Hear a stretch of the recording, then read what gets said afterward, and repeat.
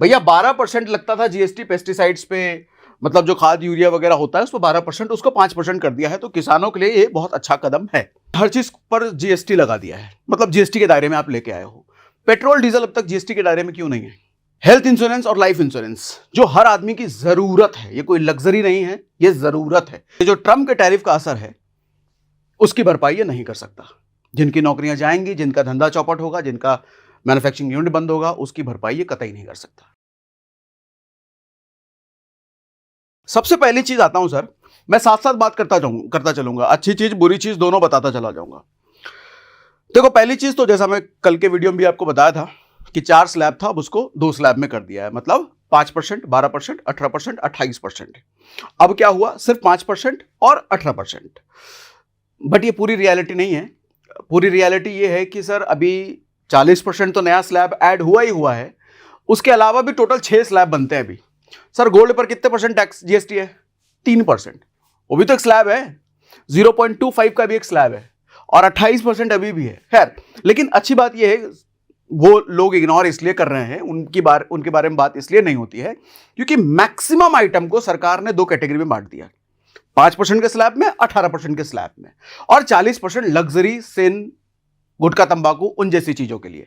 ठीक है, तो इसलिए ज्यादातर लोग बात कर रहे हैं कि 2 ही कैटेगरी है। कैटेगरी तो अभी भी 6 है, अभी भी 6 है। ठीक है, खैर, तो हम भी 2 के हिसाब से बात करते हैं, और तीसरा जो 40% है उसकी भी बात कर लेंगे। सबसे पहले सर एजुकेशन पे एक अच्छा काम जो सरकार ने किया है, स्टेशनरी आइटम, बच्चों के भैया मैप्स आते हैं, चार्ट आते हैं, पेंसिल आते हैं, नोटबुक आते हैं, एक्सरसाइज बुक्स आते हैं, इरेजर आते हैं, ये सब किसी पे 12% था, किसी पे 5% था, इसको जीएसटी फ्री कर दिया।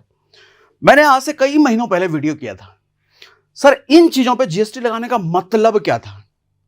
क्या मतलब है भैया एजुकेशन पे? और वैसे भी अगर आप बड़े शहरों की बात करो, दिल्ली, मुंबई, मेट्रो सिटीज की अगर आप बात करो, तो भैया एजुकेशन वैसे ही बहुत महंगा है, बहुत ज्यादा महंगा है। और एजुकेशन का जो इन्फ्लेशन है ना, हर साल ये 6% की महंगाई नहीं है, इसमें हर साल 20%, 15% एजुकेशन महंगा हो जाता है।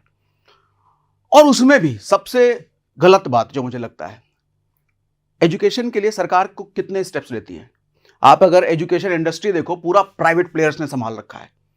ज्यादातर अच्छे स्कूल्स प्राइवेट हैं, ज्यादातर अच्छे कॉलेजेस प्राइवेट हैं। सरकारी, हाँ, कॉलेजेस में नाम है, एम्स का नाम है भैया, आईआईटी का नाम है, लेकिन स्कूल्स की बात करें तो आपको कितने ऐसे स्कूल दिखते हैं जो सरकारी और अच्छे हैं? तो अच्छी बात यह है कि इन्होंने इन सब में जीएसटी हटाया, जो बहुत पहले कर देना चाहिए था। यह बहुत अच्छा कदम है। लेकिन दूसरा बुरा बात इसके साथ मैं ये ऐड करूंगा कि एजुकेशन पर सरकार का ध्यान मुझे नहीं लगता कुछ खास है भैया, वहां होना चाहिए। ठीक है, तो अच्छा बुरा मैं दोनों बताता चल रहा हूं। उसके बाद अगला पॉइंट, यहाँ पे किसानों के लिए इन्होंने बहुत अच्छा कदम लिया है। भैया 12% लगता था जीएसटी पेस्टिसाइड्स पे, मतलब जो खाद यूरिया वगैरह होता है उस पर 12%, उसको 5% कर दिया है। तो किसानों के लिए ये बहुत अच्छा कदम है। ठीक, अब आओ उसके बाद क्या है भैया, ये अच्छा इंश्योरेंस, ये तो कतई बहुत अच्छा काम किया है, लेकिन ये काम बहुत पहले हो जाना चाहिए, बहुत लेट हुआ है। ये काम क्या है भैया, हेल्थ इंश्योरेंस और लाइफ इंश्योरेंस जो हर आदमी की जरूरत है, ये कोई लग्जरी नहीं है, ये जरूरत है। हर किसी को लाइफ इंश्योरेंस, हेल्थ इंश्योरेंस लेना चाहिए, जिसका लिंक मैं हर वीडियो में डाल के भी रखता हूं, इसीलिए क्योंकि बहुत जरूरी चीज है ये। इस पर 18% जीएसटी का कोई तुक नहीं था, मैं कई बार बोल चुका हूं। उसको 18% हटा करके इन्होंने 0 कर दिया। ये एक अच्छा स्टेप है, लेट लिया लेकिन लिया तो सही, अच्छा स्टेप है। उसके बाद किसानों के लिए एक और फायदे की चीज है भैया, ट्रैक्टर पर 12% जीएसटी लगता था, ट्रैक्टर के टायर पर 18% जीएसटी, उनके पार्ट्स पर भी 18% जीएसटी लगता था। इन सब को हटा करके 5%, अच्छा ये देखने मुझे 0 लगा, हमको 50% कैसे हो गया भैया? नहीं, ये 5% की कैटेगरी में ले आया है। अच्छा ध्यान ये दीजिएगा, ये टायर सिर्फ ट्रैक्टर के टायर की बात हो रही है, आपकी गाड़ियों की या लग्जरी गाड़ियों के टायर की बात नहीं हो रही। उस पर जो जीएसटी लगता है 18% के साथ शायद है आसपास, तो 18 ही जाएगा। सिर्फ ट्रैक्टर के टायर पे ये है। ठीक है भैया, इतना डिटेल में आपको कोई नहीं बताएगा, सब हवा है भाई, ये हो गया हो गया हो गया। अरे भैया मैं नोटिफिकेशन पढ़ता हूं ना, अभी आपको नोटिफिकेशन खोल के दिखाऊंगा, सरकार का जो नोटिफिकेशन है, पूरा जो डॉक्यूमेंट है उसको खोल के दिखाऊंगा, उसको रेफर करके हम आते तब आते हैं। अच्छा इसमें एक और 2 चीजें हैं जो आपको कहीं कोई नहीं बता रहा, वो भी बताऊंगा अभी, ध्यान से समझिएगा। अच्छा इसके लिए, हाँ, गाड़ियों का जरा ध्यान से समझिएगा भैया, गाड़ियों में अच्छा काम तो हुआ है, 28% की जीएसटी लगती थी इस पे, अब 18% की जीएसटी लगेगी। दो तीन बातें हैं इसमें, समझिएगा ध्यान से। सर पहली चीज तो एक कंडीशन है कि ये 1200 सीसी और 4000 मिलीमीटर, यानी कि इतने का अगर आपका क्राइटेरिया है गाड़ी का, तो ये 28% का नहीं लगेगा, 18% जीएसटी लगेगा। लेकिन अगर आप इससे ऊपर जाते हैं तो आप जाएंगे सीधा 40% की जीएसटी की कैटेगरी में। बताता हूं वो भी। अच्छा, 40% की कैटेगरी में जाने के बावजूद भी पहले से राहत है। कैसे समझाऊंगा डिटेल में। पहले इतना समझो कि ये क्राइटेरिया अगर है तो आप 18% के स्लैब में हैं, मतलब गाड़ियां इसके हिसाब से लगभग आप देखोगे तो प्राइसेस में 10% की कटौती है, लगभग 10%। किसी में 8% हो सकता है, 7% हो सकता है, लेकिन 10% के आसपास आप मानो कि लगभग गाड़ी सस्ती हो रही है। अच्छा, आप पूछोगे इसमें कौन कौन सी गाड़ियां आती हैं, तो लगभग आप देखो टाटा स्विफ्ट हो गया, टाटा नहीं, मारुति स्विफ्ट हो गया, टाटा का नेक्सॉन हो गया, और वैगनआर जैसी गाड़ियां होंगी, वो सब इस कैटेगरी में आ रही हैं, वो सस्ती हो गई। लेकिन इससे ऊपर की गाड़ी आप देखो, महिंद्रा XUV 500, फॉर्च्यूनर जैसी गाड़ियां, लग्जरी में चले जाओ, BMW, मर्सिडीज, इन सब में चले जाओ। उसकी कहानी क्या है बताता हूं। उसकी कहानी सर ये है, इधर देखो। अभी क्या है, आपको जीएसटी तो लगता है, साथ में सेस भी लगता है।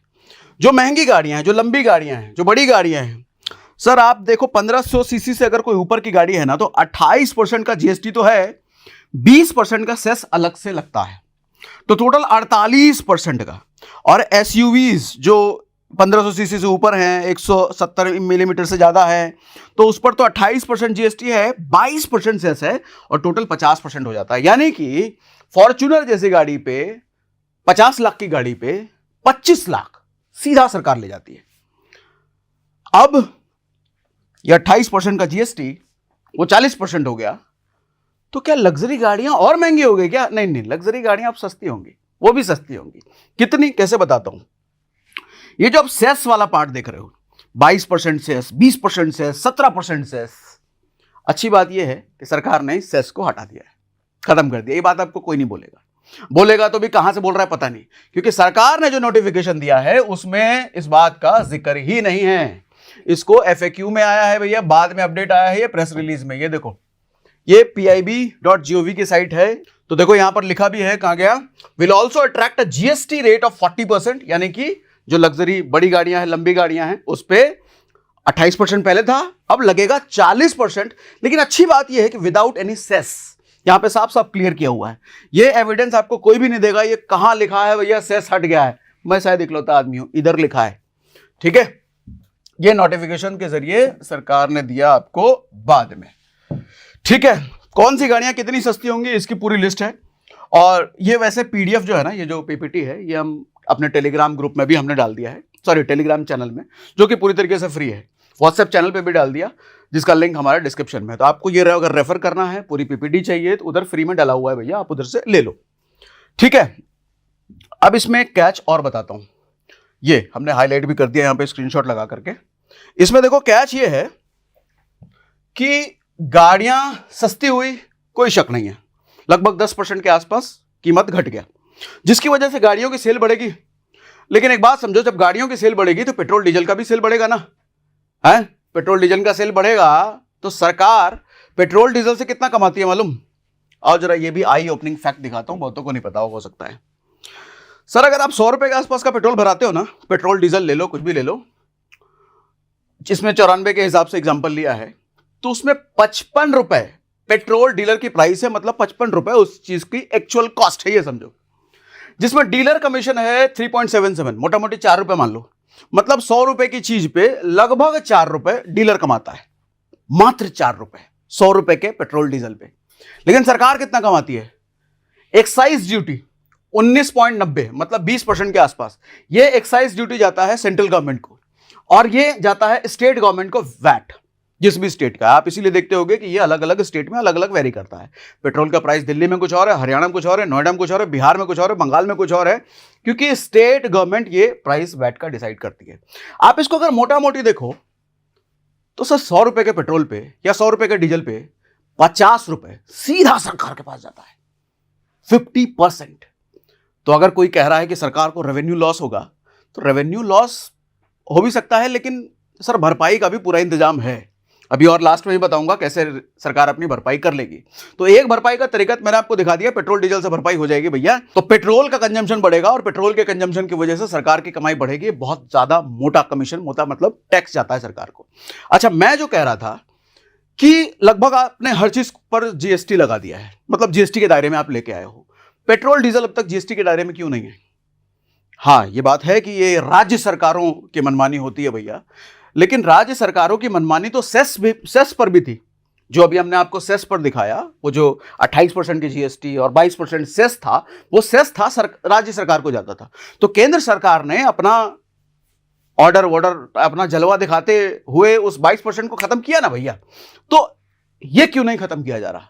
ये जीएसटी के दायरे में क्यों नहीं आ रहा? अगर ये जीएसटी के दायरे में आ जाता है तो वही होगा 18%। ज्यादा से ज्यादा आप 40% लेकर के जाओगे। 40 तो खैर नहीं जाना चाहिए, क्योंकि ना ही ये लग्जरी है ना ही ये सिन है, ये एक जरूरत है। तो आपको इसको 18% के स्लैब में रखना चाहिए। और अगर 18% हो गया तो सोचिए आम आदमी का कितना बचत होगा भैया अगर पेट्रोल हो गया।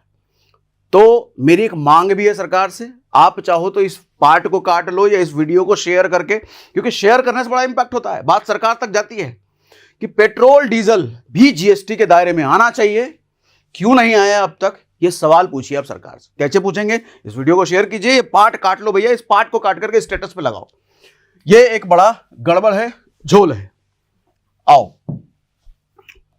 अच्छा, उसके बाद है भैया अफोर्डेबल अप्लायंसेस। हाँ, बिल्कुल अफोर्डेबल कह सकते हैं। इनकी भी प्राइसेस में आप देखोगे लगभग मोटा मोटी 10-12% या 8% के आसपास कम हुआ है। एसी, फ्रिज, रेफ्रिजरेटर, टीवी हो, और अभी तो दिवाली का सीजन भी आ रहा है भैया, इनकी सेल तो वैसे भी बढ़ती है। तो अब सेल वैसे भी बढ़ती है तो अच्छा ही है। तो 10% का डिस्काउंट तो आपको सरकार ने ही दे दिया और परमानेंट तरीके से दे दिया, तो ये एक अच्छी चीज है, बिल्कुल अच्छी। देखो मैं कितना निष्पक्ष आदमी हूं यार, तारीफ करता हूं मैं अपनी। जो खराब है उसको खराब बोलता हूं, जो अच्छा है उसको अच्छा बोलता हूं, ये अच्छी चीज है। ठीक, आओ, उसके बाद क्या है? Medical equipments. हाँ, ये भी बहुत अच्छी चीज है। 12%, 5% के स्लैब में आ गए भैया मेडिकल इक्विपमेंट। इन सब की पूरी समरी दिखा देता हूं आपको, ज्यादा अच्छे से समझ में आएगा। देखो, सबसे पहले बेसिक आइटम जो हमारे घर में रोजमर्रा की चीजें होती हैं, जैसे hair oil, shampoo, toothpaste, toilet soap, toothbrush हो गया, सेविंग क्रीम हो गया, इन पर 18% जीएसटी लगता था। ये सब अब 5% की कैटेगरी में आ जाए। वेरी गुड न्यूज, अच्छी बात है। बटर, घी, चीज, डेयरी स्पेड, ये पूरा आपको हमारे टेलीग्राम चैनल पे मिल जाएगा, उस पर हमने डाल दिया है, तो पूरा आप ये चार्ट देख सकते हो उधर। ठीक, ये सब 12% पे आता था। सीइंग मशीन मतलब सिलाई मशीन और उसके पार्ट वगैरह सब 12% पे आ रहे थे। इन सब को सरकार ने 5% कर दिया है, बहुत अच्छी चीज। अपलिफ्टिंग फार्मर और एग्रीकल्चर, ये फार्मर वाला मैंने आपको बताया कि 18 था, कुछ पे 12 था, उन सबको 5% के स्लैब में ले आया है। रिलीफ इन हेल्थ केयर के इक्विपमेंट, लाइफ इंश्योरेंस और हेल्थ इंश्योरेंस तो 18% पे आता था, उसको तो नील कर दिया, उसको 0 कर दिया। लेकिन जो इक्विपमेंट है, मेडिकल इक्विपमेंट, किसी पे 18 था, किसी पे 12 था, उन सबको 5% के स्लैब में ले आया। बहुत अच्छा हुआ भैया। मेडिकल में महंगाई वैसे ही बहुत है, हर साल मेडिकल का भी एजुकेशन वाला हाल है। एजुकेशन की महंगाई की रफ्तार जिस तरीके से है ना, क्योंकि सारे प्राइवेट प्लेयर्स हैं, मनमानी होती है, मोनोपोली होती है, उसमें सरकार का कोई रोल नहीं है भैया। सरकारी स्कूल तो किस तरह के होते हैं आपको पता ही है। तो सरकार की तरफ से एजुकेशन पर अगर मैं ये कहूं कि ध्यान नाम मात्र है तो शायद गलत नहीं होगा, या ये भी कहूं कि ध्यान नहीं है तो भी गलत नहीं होगा। सारे प्राइवेट प्लेयर लीड करते हैं एजुकेशन इंडस्ट्री को, तो अपने हिसाब से प्राइसेस बढ़ाते हैं वो। आप देखो ना प्राइवेट स्कूलों में भैया किताब कॉपी के क्या प्राइसेस होते हैं, मतलब नोटबुक का जो प्राइस है, उनकी जो किताब की प्राइसेस है इतनी महंगी ज्यादा होती है। लेकिन प्राइवेट प्लेयर्स है भैया, वो मनमानी तो करेंगे। ठीक है, तो ये हेल्थ केयर की हमने बात कर ली। ऑटोमोबाइल सेक्टर 28% इन सब पे था, 18 हो गया। ठीक, अच्छा, सरकार ने जो घटाया है ना, सिर्फ उसकी बात कर रहे हैं, बढ़ाया है लिखा ही नहीं है। अरे 40% के स्लैब में भी तो लेके गए हो, वो लिखा ही नहीं है ऑटोमोबाइल में, देखो। ये अच्छी बात है ना, मतलब ये सरकार से भी सीखना चाहिए आपको सेल्फ प्रमोशन कैसे करते हैं। ये सेल्फ प्रमोशन है, तो जो घटाया उसको लिख दिया, लेकिन जो बढ़ाया उसको लिखा ही नहीं। मीडिया में भी बात होती है 2 स्लैब, अरे तीसरा 40%, उसकी बात क्यों नहीं हो रही है? वो भी है, इधर भी 40% का जिक्र नहीं है। ठीक, अफोर्डेबल एजुकेशन, ये तो लाइन मुझे बिल्कुल अच्छी नहीं लगती। अफोर्डेबल एजुकेशन तो भारत में कतई नहीं है। ठीक, हाँ, लेकिन 12% की चीजें को नील कर दिया इन्होंने, ये एक अच्छा कदम है। ठीक है, लेकिन जो अफोर्डेबल एजुकेशन कहा जा रहा है, इसको भी अमल में लाया जाए, सरकार थोड़ा एजुकेशन पे ध्यान दे तो अच्छा होगा, बहुत अच्छा होगा। इलेक्ट्रॉनिक अप्लायंसेस, इसकी हमने बात कर ली। ठीक है, बहुत तेजी में जल्दी इतने बता दिया मैंने। है? सही जा रहा हूं? स्पीड ठीक है भैया? आपको समझ में आ रहा है? कमेंट बॉक्स में लिख के बताइएगा। अब लास्ट में कंक्लूजन ये है कि किसका फायदा किसका नुकसान, और कितना नुकसान कितना फायदा। सबसे पहला आम आदमी, निश्चित फायदा है, बहुत फायदा है भैया, पैसे की बचत होगी। मोटा मोटी सेक्टर वाइज अगर आपको बताऊं तो एफएमसीजी सेक्टर यानी कि रोजमर्रा की चीजें जो हम घर में इस्तेमाल करते हैं, आपको 5% 7% के आसपास का बचत होगा। मतलब 100 रुपए का आइटम अगर आप ले रहे हैं तो 95 रुपए के आसपास का हो जाएगा। ठीक है, इसी तरीके से आप मंथली और सालाना अगर आप देखेंगे तो सालाना आपके हाउस होल्ड के आइटम के में 5-7% की कमी आ जाएगी, वो बच जाएगा पैसा। ठीक, उसको एसआईपी कर देना, ऐसे नहीं उसको भी उड़ा देना। एसआईपी कैसे करेंगे, लिंक दे के रखता हूं मैं, ठीक, डिस्क्रिप्शन बॉक्स में। तो आम आदमी के लिए फायदा हुआ है, नो डाउट। व्यापारी के लिए बिल्कुल फायदा हुआ है। व्यापारी भैया झंझट में पड़ा रहता था, 4-4 जीएसटी स्लैब है, कौन सा प्रोडक्ट किस जीएसटी स्लैब में आता है, ये एक बड़ी सिरदर्दी थी। व्यापारी ने अपना 12% जीएसटी स्लैब के अकॉर्डिंग भर दिया, उधर से जीएसटी ऑफिसर आता है, कहता है 12 कैसे भर दिया, ये वाला आइटम है 18 आता है, पेनल्टी दो। तो एक बड़ा सिरदर्द था व्यापारी के लिए। एक तो कंप्लाइंसेस प्लस हर चीज पता रखना कि कौन सा आइटम किस जीएसटी कैटेगरी में आ रहा है, वो व्यापारी का सिरदर्द खत्म हुआ है इससे। सरकार को फायदा भी है और थोड़ा नुकसान भी है। नुकसान क्या है पहले ये बताता हूं, फिर फायदा क्या है ये बताता हूं। नुकसान ये है कि भैया रेवेन्यू घटेगा। एसबीआई की रिसर्च के अकॉर्डिंग लगभग 85,000 करोड़ का नुकसान होगा। लेकिन जो स्टेट्स से रिपोर्ट आती है, स्टेट्स में भी फाइनेंस मिनिस्टर होते हैं ना, उन सब का जो कहना है लगभग 2 लाख करोड़ का नुकसान होगा। अगेन फिर एसबीआई रिसर्च का ही ये कहना है कि लगभग 52,000 करोड़ सरकार रिकवर कर लेगी, क्योंकि कंजम्पशन बढ़ जाएगा, क्योंकि खपत बढ़ जाएगा, चीजें सस्ती होंगी तो लोग ज्यादा खरीदेंगे, ज्यादा क्वांटिटी में खरीदेंगे, ज्यादा लोग खरीदेंगे, जिसकी वजह से ज्यादा खपत होगा, ज्यादा रेवेन्यू होगा, ज्यादा टर्नओवर होगा। तो सरकार का टैक्स कलेक्शन भी लगभग 85,000 करोड़ के आसपास नेगेटिव होगा, लेकिन 52,000 करोड़ के आसपास पॉजिटिव हो जाएगा। तो उतना कुछ खास नुकसान नहीं है। ठीक, तो ये नुकसान हुआ। फायदा क्या हुआ भैया? फायदा ये हुआ कि नाम हुआ ना, सरकार का भी नाम हुआ है, क्या कर दिया। और अभी इलेक्शन का टाइम है, बिहार इलेक्शन है भैया, और बिहार इलेक्शन आपको पता है कि आज के टाइम में ऐसा है कि भैया बिहार ही डिसाइड कर रहा है कि सेंट्रल की गद्दी पर किसका राज होगा। तो एक शायद ये स्ट्रैटेजी हो सकती है, लेकिन इसको चलो ज्यादा नहीं बोलते, आदमी कहेगा नहीं तो नेगेटिव बात कर रहा है। नहीं, काम तो अच्छा किया है सरकार ने। सरकार को नुकसान भी होगा एज पर डेटा, लेकिन फायदा सरकार का नाम होगा भैया। अगले इलेक्शन में फिर से चांदी होगी। उसके बाद एक सवाल यह भी है कि क्या डोनाल्ड ट्रंप के टैरिफ की भरपाई होगी? मुझे नहीं लगता, क्योंकि डोनाल्ड ट्रंप के टैरिफ का असर सर आम आदमी पे कम, एक्सपोर्टर्स पे ज्यादा है, मैन्युफैक्चरर्स पे ज्यादा है। वहां नौकरी करने वाले James and jewellery sector, textile sector में जो हजारों लाखों की तादाद में लोग नौकरियां करते हैं, जो बहुत छोटी सैलरी पे करते हैं, 12-15 हज़ार की सैलरी पे करते हैं काम, 10,000 की सैलरी पे करते हैं, लाखों की तादाद में काम करते हैं। बहुतों की नौकरी जा चुकी है, बहुतों की नौकरियां जाएंगी। अब फेस्टिवल का टाइम आ रहा है, दशहरा दिवाली का समय आ रहा है, सर उनके पास नौकरियां ही नहीं रहेगी। गाड़ी सस्ता हो गया, एसी फ्रिज सस्ता हो गया, टीवी सस्ता हो गया, आपको लगता है आदमी खरीदेगा? नहीं खरीदेगा। तो ये जो ट्रम्प के टैरिफ का असर है, उसकी भरपाई ये नहीं कर सकता। जिनकी नौकरियां जाएंगी, जिनका धंधा चौपट होगा, जिनका मैन्युफैक्चरिंग यूनिट बंद होगा, उसकी भरपाई ये कतई नहीं कर सकता। लेकिन आम आदमी के लिए जरूर ये सौगात है, जरूर ये तोहफा है। तो फेस्टिव सीजन ने मोदी जी ने जरूर आम आदमी को तोहफा दिया है, व्यापारियों को भी तोहफा दिया है। लेकिन एक चैलेंज देश के लेवल पे ये जरूर है, ट्रम्प का टैरिफ। अब इसके लिए मोदी जी कैसे क्या उपाय निकालते हैं वो देखने लायक होगा। बाकी स्टॉक मार्केट तो गदगद है भैया, ग्रीन में भागम भाग चल रहा है। बाकी आपका कुछ इनपुट हो तो मुझे कमेंट बॉक्स में लिख के बताइएगा। इतना डिटेल कोई बताया क्या अभी तक? अभी तो कोई नहीं बताया होगा, और कमेंट बॉक्स में लिख के बताइएगा भैया। और पीपीटी हमने कहाँ डाल दिया है? टेलीग्राम में और व्हाट्सएप चैनल दोनों जगह पे। ठीक है, बाकी एसआईपी करना हो तो हमने डिस्क्रिप्शन में लिंक दे रखा है। जो पैसा बचेगा उसका एसआईपी कीजिएगा, उड़ाइएगा नहीं। सरकार का तो फोकस है कंजम्पशन बढ़े, ज्यादा से ज्यादा लोग खरीदें, क्योंकि जीडीपी बढ़े। लेकिन आपको अपनी समझ होनी चाहिए कि जो पैसा बच रहा है उसको एसआईपी करो, उसको सेव करो, इन्वेस्ट करो, उड़ाना नहीं। ठीक है, चलो भैया आज के लिए इतना ही।